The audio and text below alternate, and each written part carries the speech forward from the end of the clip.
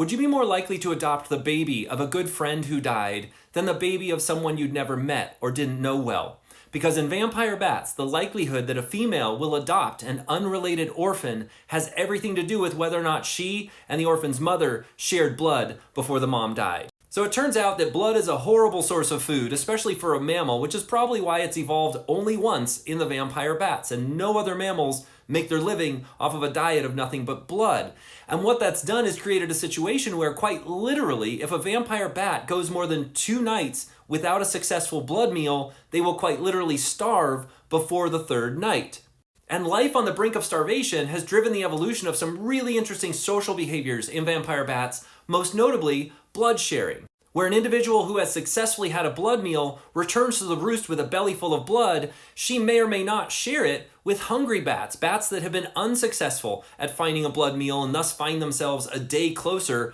to starvation. But of course, sharing some of your blood meal when you yourself are on the brink of starvation is a potentially costly behavior. And so this has driven the evolution of reciprocal blood sharing, where essentially a female will only share blood with bats she feels like she can trust will share blood with her when she's the unsuccessful hunter. And recent research shows us that the likelihood that a female vampire bat will adopt an unrelated orphan is totally dependent on whether or not she had a blood-sharing reciprocal relationship with that orphan's mom before she died. In other words, female vampire bats are more likely to adopt the orphans of females that they had reciprocal blood-sharing relationships with, or friendships, if you will, than they are to adopt the orphans of unfamiliar females.